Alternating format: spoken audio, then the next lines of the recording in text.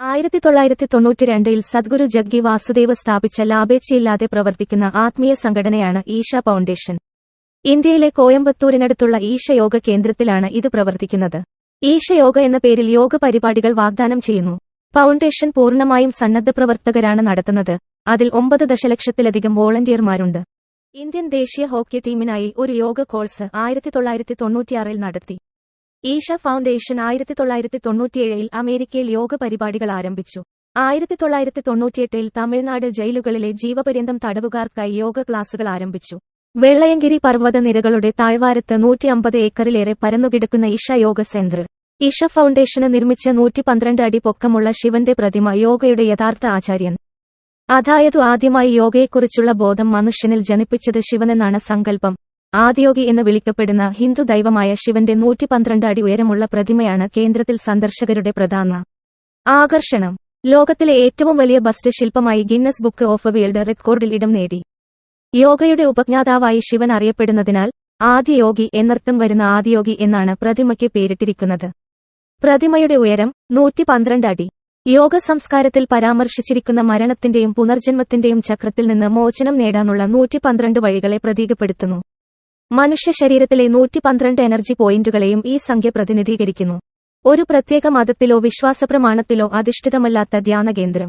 150 ഏക്കറിലധികം സമൃദ്ധമായ ഭൂമിയിൽ വ്യാപിച്ചുകിടക്കുന്ന ആശ്രമം ആന്തരിക പരിവർത്തനം പ്രോത്സാഹിപ്പിക്കുന്നതിനും വ്യക്തികളിൽ സ്ഥാപിതമായ ക്ഷേമാവസ്ഥ സൃഷ്ടിക്കുന്നതിനുമായി സമർപ്പിച്ചിരിക്കുന്നു. വലിയ ശാന്തമായ പാർപ്പിട സമുച്ചയത്തിൽ മുഴുവൻ സമയവും സന്നദ്ധപ്രവർത്തകരാൽ സജീവമാണ്. ഇത് യോഗയുടെ 4 പ്രധാന പാതകൾ വാഗ്ദാനം ചെയ്യുന്നു: ക്രിയ, ജ്ഞാനം, കർമ്മം, ഭക്തി എന്നിവയാണ്. 112 അടി ഉയരത്തിലുള്ള 500 ടൺ ഭാരമുള്ള ആദിയോഗി എന്നറിയപ്പെടുന്ന ശിവന്റെ പ്രതിമയെ കാണാൻ വിദേശികളടക്കം നിരവധി പേരാണ് എത്തുന്നത്. യോഗയുടെ അനന്ത സാധ്യതകൾ ലോകത്തിന്റെ മുൻപിൽ തുറന്നുകാട്ടുകയാണ് ഈശ ഫൗണ്ടേഷന്റെ ലക്ഷ്യം. സാധാരണ ജനങ്ങളിലേക്ക് യോഗയുടെ ഒരുപാട് നല്ല കാര്യങ്ങളിലേക്ക് തുടക്കം കുറിക്കുക എന്നൊരു ഉദ്ദേശം കൂടിയുണ്ട് ഈ ആശ്രമത്തിന്. യോഗയിലൂടെ അവബോധമുയർത്താനുതകുന്ന പ്രോഗ്രാമുകളുടെ ഒരു പരമ്പര തന്നെ ഇവിടെ നടത്തുന്നുണ്ട്. ഐക്യരാഷ്ട്ര സംഘടനയിലെ എക്കണോമിക് ആൻഡ് സോഷ്യൽ കൗൺസിൽ പോലെയുള്ള അന്താരാഷ്ട്ര സംഘടനകളുമായും ഈശ ഫൗണ്ടേഷൻ സഹകരിച്ച് പ്രവർത്തിക്കുന്നുണ്ട്. സംസ്കൃതത്തിൽ ധ്യാനം എന്നാൽ ധ്യാനം എന്നും ലിംഗം എന്നാൽ രൂപം എന്നും അർത്ഥമാക്കുന്നു. ധ്യാനലിംഗം ഒരു പ്രത്യേക വിശ്വാസത്തിനോ വിധേയമാകാത്ത ആചാരമോ പ്രാർത്ഥനയോ ആരാധനയോ ആവശ്യമില്ലാത്ത ഒരു അഗാധമായ ധ്യാനസ്ഥലമാണ്. ശക്തവും അതുല്യവുമായ ഒരു ഊർജ്ജരൂപം. ധ്യാനലിംഗം അതിന്റെ പരിധിയിൽ വരുന്ന ഓരോ മനുഷ്യനും ജീവിതം അതിന്റെ സമഗ്രതയിൽ അനുഭവിക്കാനുള്ള സാധ്യത സൃഷ്ടിക്കുന്നു. അനേകം പ്രബുദ്ധരായ ജീവികളുടെ സ്വപ്നമായ ധ്യാനലിംഗം പ്രാണപ്രതിഷ്ഠയുടെ 3 വർഷത്തെ തീവ്രമായ പ്രക്രിയയ്ക്ക് ശേഷം സദ്ഗുരു പ്രതിഷ്ഠിച്ചു. 7 ചക്രങ്ങളുടെയും ഊർജ്ജം കൊടുമുടിയിലേക്ക് ഉയർത്തുകയും കാലക്രമേണ ചിതറിപ്പോകാതിരിക്കാൻ പൂട്ടിയിടുകയും ചെയ്യുന്ന ഒരു ശുദ്ധമായ ഊർജ്ജ പ്രക്രിയ. ബോധോദയത്തിലേക്കും ആത്മീയ വിമോചനത്തിലേക്കുമുള്ള ഒരു വാതിൽ. ധ്യാനലിംഗം ഒരു ആത്മീയ അന്വേഷകന് ഒരു തത്സമയ ഗുരുവുമായി ഏറ്റവും അടുത്ത് ആത്മീയ പരിശീലനങ്ങൾ നടത്താനുള്ള അവസരം പ്രദാനം ചെയ്യുന്നു. പരമ്പരാഗതമായി തിരഞ്ഞെടുക്കപ്പെട്ട ചുരുക്കം ചിലർക്ക് മാത്രം ഈ അവസരം ലഭ്യമാണ്. 15,000-ത്തിലധികം വർഷങ്ങൾക്ക് മുമ്പ്, എല്ലാ മതങ്ങൾക്കും മുമ്പ്, ആദ്യത്തെ യോഗിയായ ആദിയോഗി തന്റെ 7 ശിഷ്യന്മാരായ സപ്തഋഷികൾക്ക് യോഗശാസ്ത്രം കൈമാറി. മനുഷ്യർക്ക് അവരുടെ പരിമിതികളെ മറികടക്കാനും ആത്യന്തികമായ സാധ്യതകളിൽ എത്തിച്ചേരാനും കഴിയുന്ന 112 വഴികൾ അദ്ദേഹം വിശദീകരിച്ചു. ആദിയോഗിയുടെ വഴിപാടുകൾ വ്യക്തിഗത പരിവർത്തനത്തിനുള്ള ഉപകരണങ്ങളാണ്. കാരണം ലോകത്തെ പരിവർത്തനം ചെയ്യാനുള്ള ഒരേയൊരു മാർഗം വ്യക്തിഗത പരിവർത്തനമാണ്. മനുഷ്യന്റെ ക്ഷേമത്തിനും വിമോചനത്തിനും മാത്രമാണ് ഏക പോംവഴി എന്നതാണ് അദ്ദേഹത്തിന്റെ അടിസ്ഥാന സന്ദേശം. മഹാശിവരാത്രിയുടെ ശുഭരാത്രിയിൽ ഈശ യോഗ കേന്ദ്രത്തിൽ ബഹുമാനപ്പെട്ട പ്രധാനമന്ത്രി നരേന്ദ്രമോദി ആദിയോഗി യോഗയുടെ ഉറവിടം യുടെ ഒരു പ്രതീകാത്മക മുഖം അനാവരണം ചെയ്തു. ലോകത്തിലെ ഏറ്റവും വലിയ ബസ്റ്റ് ശില്പമായി ഗിന്നസ് വേൾഡ് റെക്കോർഡ്സ് അംഗീകരിച്ച ആദിയോഗിയുടെ മുഖത്തിന് 112 അടി ഉയരമുണ്ട്. ഇത് ഒരാൾക്ക് ക്ഷേമത്തിനും പരമമായ സ്വഭാവത്തിനും വേണ്ടി അദ്ദേഹം വാഗ്ദാനം ചെയ്ത 112 വഴികളെ പ്രതിനിധീകരിക്കുന്നു. ആദിയോഗിക്ക് സമീപം സ്ഥാപിച്ചിരിക്കുന്നത് മനുഷ്യവ്യവസ്ഥയിലെ 5 പ്രധാന ചക്രങ്ങളുടെ പ്രകടനമായി സദ്ഗുരു പ്രതിഷ്ഠിച്ച യോഗേശ്വർ ലിംഗമാണ്. യോഗേശ്വർ ലിംഗ സാന്നിധ്യത്തോടെ ആദിയോഗി ഒരു ജീവാത്മാവായി മാറിയിരിക്കുന്നു. ഐശ്വര്യവും ക്ഷേമവും ആഗ്രഹിക്കുന്ന ആളുകളോട് വളരെ പ്രതികരിക്കുന്ന അതിശക്തമായ സ്ത്രീ ഊർജ്ജരൂപമായ ലിംഗഭൈരവി ക്ഷേത്രമാണ് ഇവിടുത്തെ മറ്റൊരു പ്രത്യേകത. എല്ലാ പൗർണമി രാത്രിയിലും ലിംഗഭൈരവി ക്ഷേത്രത്തിൽ വിപുലമായ ഒരു സംഭവം അരങ്ങേറുന്നു. വൈകുന്നേരം 4 മണിക്ക് പൗർണമി അഭിഷേകത്തോടെയാണ് പരിപാടികൾ ആരംഭിക്കുന്നത്. വെണ്ണ, മഞ്ഞൾ, ചന്ദനം, ചുവന്ന തുണി, വിളക്കുകൾ, പൂക്കൾ, ഭക്ഷണം, വെറ്റില, നാളികേരം എന്നിവയുടെ 11 വിപുലമായ വഴിപാടുകൾ ദേവിക്ക് നിരവധി ആരതികളോടൊപ്പം അർപ്പിക്കുന്നു. അഭിഷേകത്തിനുശേഷം ലിംഗഭൈരവി ദേവിയുടെ അത്ഭുതകരമായ ഘോഷയാത്ര. ദേവീക്ഷേത്രത്തിനു മുന്നിൽ നിന്ന് ആരംഭിക്കുന്ന ഘോഷയാത്രയെ നയിക്കുന്നത് ആചാരപരമായ കാവൽക്കാരായി സേവിക്കുകയും ദേവിയുടെ ഉത്സവമൂർത്തി രൂപത്തെ അനുഗമിക്കുകയും ചെയ്യുന്ന ഒരു സംഘം ആളുകൾ നയിക്കുന്നത് പുരാതനമായ ആയോധനകലയായ കളരിപ്പയറ്റ് അവതരിപ്പിക്കുകയും ചെയ്യുന്നു. ലിംഗഭൈരവി ആത്യന്തിക അനുപാതത്തിലുള്ള ഒരു സമ്പൂർണ്ണ സ്ത്രീയാണ്, കൂടാതെ പ്രപഞ്ചത്തിന്റെ പോഷണവും സർഗാത്മകവുമായ വശങ്ങളെ പ്രതിനിധീകരിക്കുന്നു. ലിംഗഭൈരവിയുടെ പ്രത്യേകത അത് പൂർണ്ണമായും സ്ത്രീകൾ പരിപാലിക്കുന്ന ഒരു വിശുദ്ധ ഇടമാണ് എന്നതാണ്. ബൈരാഗിണി മാസങ്ങളും ഉപാസകരും. ഭക്തി നിങ്ങളുടെ ഹൃദയത്തെ അലിയിച്ചിട്ടുണ്ടെങ്കിൽ ദേവി നിങ്ങളെ ദശലക്ഷക്കണക്കിന് വ്യത്യസ്ത രീതികളിൽ സേവിക്കും. നിങ്ങൾക്ക് മനസ്സിലാക്കാൻ കഴിയാത്ത വിധത്തിൽ ലിംഗഭൈരവിയുടെ പ്രതിഷ്ഠ നടത്തിയത് പ്രാണപ്രതിഷ്ഠയിലൂടെയാണ്. ജീവശക്തികൾ ഉപയോഗിച്ച് വെറും കല്ലിനെ ഒരു ദേവതയാക്കി മാറ്റുന്ന ഒരു അപൂർവ നിഗൂഢ പ്രക്രിയയാണ്. ദേവിക്ക് 3 ചക്രങ്ങളുണ്ട്: സുസ്ഥിരത, ആരോഗ്യം, ക്ഷേമം എന്നിവയ്ക്ക് ഇവ ജീവിത പ്രക്രിയയുടെ അടിസ്ഥാനമാണ്. അനാഹത, മണിപൂരക, സ്വാധിഷ്ഠാന, മൂലധാര. ദേവിയുടെ ഈ ഊർജ്ജഘടന പ്രതിഷ്ഠാവേളയിൽ സദ്ഗുരു ലിംഗത്തിൽ പ്രവേശിപ്പിക്കപ്പെട്ട രസദണ്ഡത്തിലാണ് നിർമ്മിച്ചിരിക്കുന്നത്. ജ്യാമിതിയെക്കുറിച്ചുള്ള അഗാധമായ ധാരണയും പ്രതീകാത്മകത നിറഞ്ഞതും വാസ്തുവിദ്യയും ദേവിയുടെ വാസസ്ഥലത്തെ ഘടകങ്ങളും അതിനെ സ്ത്രീലിംഗത്തിന്റെ ശരീരമാക്കി മാറ്റുന്നു. ഇന്ത്യൻ സംസ്കാരത്തിൽ സഹസ്രാബ്ദങ്ങളായി സമർപ്പണത്തിന്റെ ശാസ്ത്രത്തിൽ ആളുകൾക്ക് നല്ല അറിവുണ്ടായിരുന്നു. ഓരോ ഗ്രാമത്തിനും ഒരു സ്ത്രീ ദേവത ഉണ്ടായിരുന്നു, ആളുകളെ അവരുടെ ജീവിതത്തിന്റെ വ്യത്യസ്ത വശങ്ങളിൽ സഹായിക്കുക. കേവലം വിഗ്രഹങ്ങളല്ല, ദേവി ഉൾപ്പെടെയുള്ള ഈ ഊർജ്ജരൂപങ്ങൾ അവ എങ്ങനെ ആക്സസ് ചെയ്യണമെന്ന് അറിയുന്നവർക്ക് ഒരു ജീവനുള്ള യാഥാർത്ഥ്യമാണ്. യോഗ ഐതിഹ്യമനുസരിച്ച് ശിവൻ അല്ലെങ്കിൽ അല്ലാത്തത് തീർത്തും നിശ്ചലമായിരുന്നു. ദേവി അല്ലെങ്കിൽ ശക്തി, ഊർജ്ജത്തിന്റെ മൂർത്തിഭാവം, ശിവനുമായി സമ്പർക്കം പുലർത്തിയപ്പോൾ അവൻ ഉണർന്ന രുദ്രന്റെ രൂപം സ്വീകരിച്ചു. ഗർജിച്ചവൻ അവൻ അലറുമ്പോൾ നിശ്ചലത സൃഷ്ടിക്ക് വഴിയൊരുക്കി. അതിനാൽ സൃഷ്ടിയുടെ അടിസ്ഥാനമായി ശിവനെ കാണുന്നുവെങ്കിലും സൃഷ്ടിയുടെ ആദ്യ പ്രവൃത്തി ദേവിയുടേതായിരുന്നു. പൊതുവെ നെഗറ്റീവ് ആയി കണക്കാക്കുകയും ചിലരിൽ ഭയം ജനിപ്പിക്കുകയും ചെയ്യും. എന്നാൽ ഭയത്തിന് അതീതരായവരെ സംബന്ധിച്ചിടത്തോളം ഇരുട്ട് നമുക്ക് ചുറ്റുമുള്ള ലോകത്തെ ആഗിരണം ചെയ്യുകയും ജന്മം നൽകുകയും ചെയ്യുന്നതിനെ പ്രതിനിധീകരിക്കുന്നു. ലിംഗഭൈരവി വെളിച്ചം പോലുമില്ലാത്ത ശൂന്യതയിൽ അവൾ വസിക്കുന്നതിനാൽ ഇരുണ്ട ഒന്നായി ചിത്രീകരിക്കപ്പെടുന്നു. ഈ ശൂന്യതയിൽ നിന്ന് അവൾ എല്ലാ സൃഷ്ടികൾക്കും ജീവൻ നൽകുന്നു. ഒരു ലിംഗഭൈരവി വാസസ്ഥലം സന്ദർശിക്കുക. സദ്ഗുരു ധ്യാനലിംഗത്തിന്റെ ഊർജ്ജങ്ങളിലേക്കുള്ള സ്വീകാര്യത വർദ്ധിപ്പിക്കുന്നതിന് സന്ദർശകർക്ക് പരിസരത്തുള്ള 2 തീർത്ഥകുണ്ടങ്ങളിൽ ഒന്നിൽ മുങ്ങിക്കുളിക്കാം. സദ്ഗുരു പ്രതിഷ്ഠിച്ച രാസലിംഗങ്ങളാൽ ഈ കുളങ്ങൾ ഊർജ്ജസ്വലമാക്കുന്നു. സ്ത്രീകൾക്ക് വേണ്ടിയുള്ള ചന്ദ്രകുണ്ഡം അല്പം സ്ത്രീശക്തിയോടെയും പുരുഷന്മാർക്ക് സൂര്യകുണ്ഡം കൂടുതൽ പുല്ലിംഗവുമാണ്.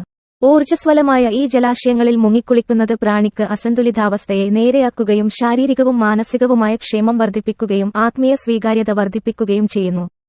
ഈ ജലത്തിന്റെ മഹത്തായ രോഗശാന്തി ശക്തി ഓരോ വർഷവും ആയിരക്കണക്കിന് സന്ദർശകർ സാക്ഷ്യപ്പെടുത്തിയിട്ടുണ്ട്. ചന്ദ്രകുണ്ട് ഭൂമിയിൽ നിന്ന് 30 അടി താഴെയായി ഘടിപ്പിച്ചിരിക്കുന്നു. 32 പടികൾ ഇറങ്ങിയാണ് ചന്ദ്രകുണ്ട് സമീപിക്കുന്നത്. ഇത് ഭീമാകാരമായ ഗ്രാനൈറ്റ് കല്ലുകൾ കൊണ്ട് നിർമ്മിച്ചതാണ്. കൂടാതെ മഹാകുംഭമേളയെ ചിത്രീകരിക്കുന്ന വർണ്ണാഭമായ ചുവർചിത്രം കൊണ്ട് അലങ്കരിച്ചിരിക്കുന്നു. സൂര്യകുണ്ട് ഭൂനിരപ്പിൽ നിന്ന് 20 അടി താഴെയാണ്. 3 രാസലിംഗങ്ങൾ അടങ്ങിയിരിക്കുന്നു. കൂടാതെ സൂര്യന്റെ അതിശയകരമായ 20 അടി പിച്ചളയും ചെമ്പുമുള്ള ശില്പത്തിന് താഴെയാണ്. ആദിയോഗി ആലയം സദ്ഗുരു പ്രത്യേകം സമർപ്പിതവും ഘടനാപരവുമാണ്. ക്ലാസിക്കൽ യോഗശാസ്ത്രത്തെ അതിന്റെ എല്ലാ മഹത്വത്തിലും ശുദ്ധിയിലും പുനരുജ്ജീവിപ്പിക്കാൻ ആലയത്തിന്റെ കേന്ദ്രഭാഗത്ത് ആദിയോഗി കരരൂപത്തിലുള്ള മെർക്കുറി കൊണ്ടുള്ള ഒരു ലിംഗമാണ്. ഈ സമർപ്പിത രൂപത്തിന്റെ ഊർജ്ജം യോഗശാസ്ത്രങ്ങളുടെ ആന്തരിക പര്യവേക്ഷണത്തിന് ഇന്ധനം നൽകുന്നു. ആദിയോഗി ആലയത്തിന്റെ ഊർജ്ജസ്വലമായ ഇടം ഹം യോഗ ടീച്ചർ ട്രെയിനിംഗ് പ്രോഗ്രാമിനെ പിന്തുണയ്ക്കുന്നു. ഇതിൽ ലോകമെമ്പാടുമുള്ള ഹം യോഗ പഠിപ്പിക്കാൻ പരിശീലിപ്പിക്കുന്ന 21 ആഴ്ച തീവ്രമായ പരിപാടിയാണ്. കൂടാതെ സംയമ ഉൾപ്പെടെയുള്ള വിപുലമായ കോഴ്സുകളുടെ ആമുഖത്തിന് ആലയം ഒരു വേദി നൽകുന്നു. ഇത് 8 ദിവസത്തെ നിശബ്ദ പരിപാടിയാണ്. ഇതിൽ പങ്കെടുക്കുന്നവരെ ഉയർന്ന ബോധലത്തിലെത്താനും ധ്യാനത്തിന്റെ സ്ഫോടനാത്മകമായ അവസ്ഥകൾ അനുഭവിക്കാനും പ്രാപ്തരാക്കുന്നു. ധ്യാനലിംഗത്തിൽ സ്വയം സേവകരായി കൂടുതൽ സമയം ചെലവഴിക്കാൻ ആഗ്രഹിക്കുന്ന ഭക്തർക്കുള്ള അവസരമാണ് ലിംഗസേവ. ഇതിൽ ഒരു ദിവസത്തെ നിശബ്ദതയിലുള്ള സാധനയും തുടർന്ന് ധ്യാനലിംഗ പരിസരത്ത് 8 ദിവസത്തെ സേവയും ഉൾപ്പെടുന്നു. ലിംഗസേവ ധ്യാനലിംഗത്തിന്റെ കൃപയ്ക്ക് സ്വയം കൂടുതൽ സ്വീകാര്യനാകാനുള്ള ശക്തമായ ഭക്തി സാധനയാണ്.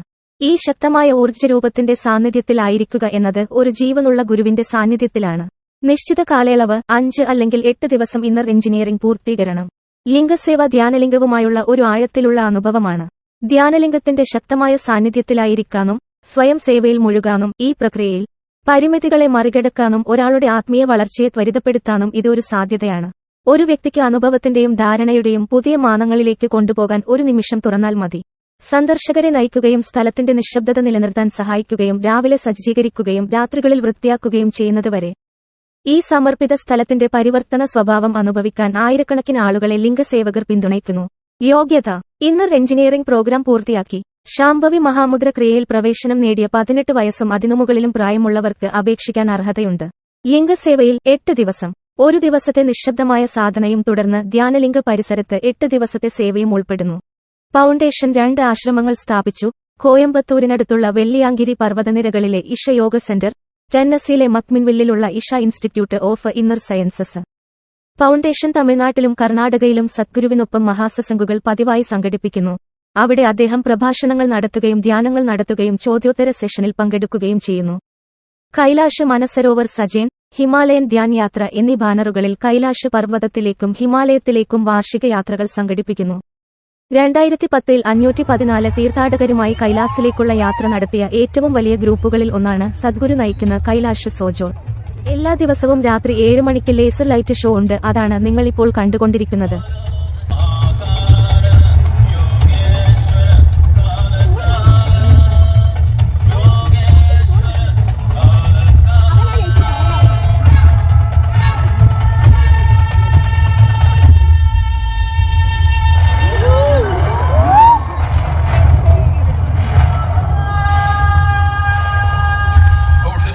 Years ago, a being appeared in the upper regions of Himalayas. No one knew who he was, where he came from. The origins of this spectacular being were unknown. When his ecstasy allowed him some movement, he danced wildly.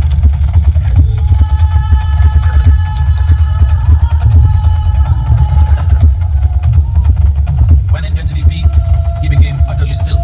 People saw that he was experiencing dimensions that no one had ever known or able to fathom. His ecstasy and intensity allowed him to transcend his physical form. Witnessing an individual human in union with the cosmos, they call him a yogi, as he was the first one, the Adiyogi.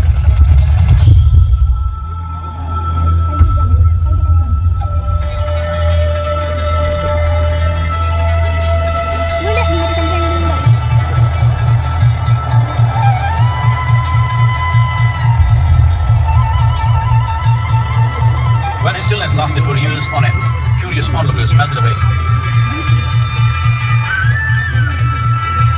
Only 7 seekers remained, as they could not tear themselves away from him.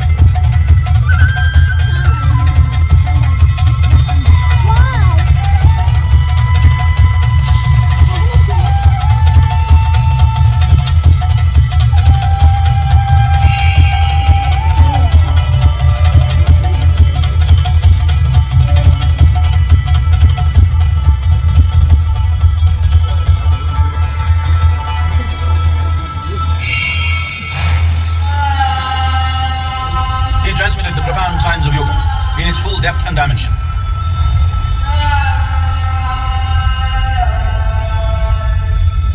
He expounded 112 methods of attainment, offering his disciples access to the deepest inner arts of creation.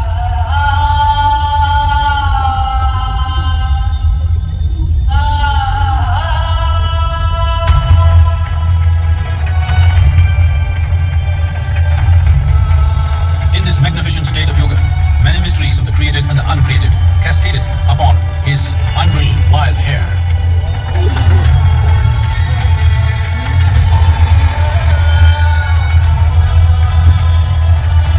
It was a vision of the very core of the cosmos in all its profundity and magnificence, a vision of the unfathomable mysteries of the universe, a most overwhelming vision the sages and Devi Parvati had ever witnessed.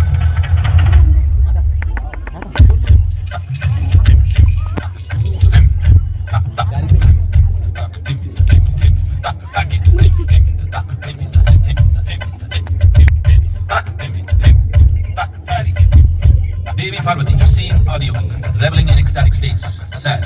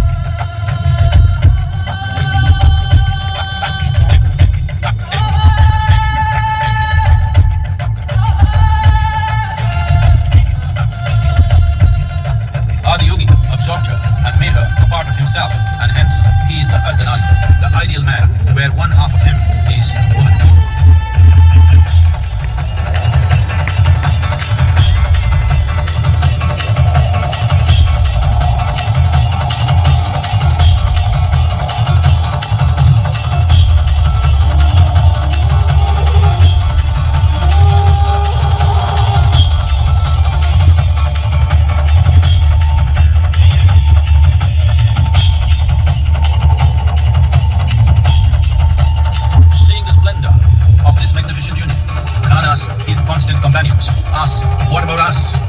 Adiyogi said, "Just drink of me," which drove them into intoxicated raptures.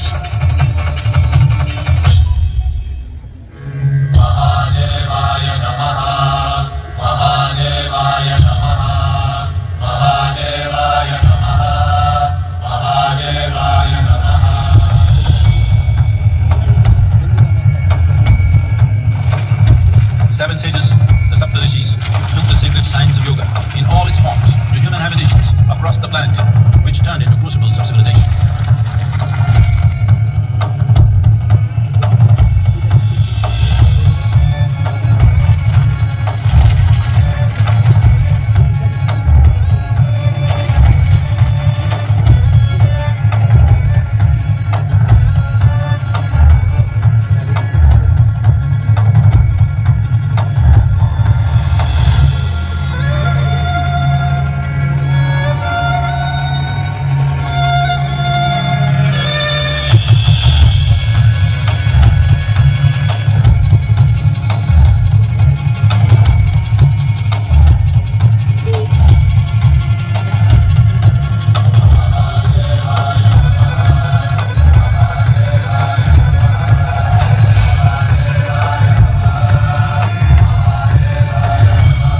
This spectacular being is not of the past, but the future of humanity. To move humanity from hallucinations of ups and downs to nameless ecstasies of one's interiority. Mahadevaya Namaha, Mahadevaya Namaha, Mahadevaya Namaha.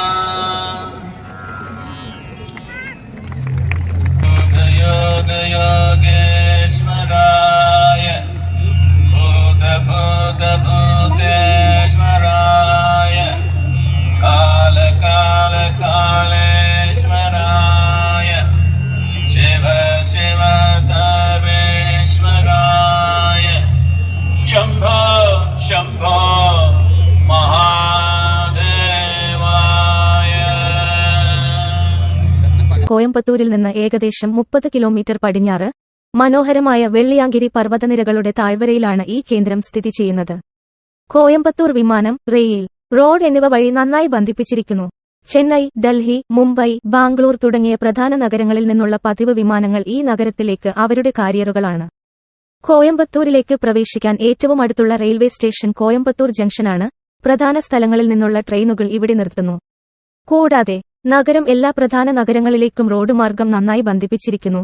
കൂടാതെ ടാക്സികളുടെയും ക്യാബുകളുടെയും നല്ല ശൃംഖലയിൽ ഒരാൾക്ക് ഈശ യോഗ സെന്ററിൽ എത്തി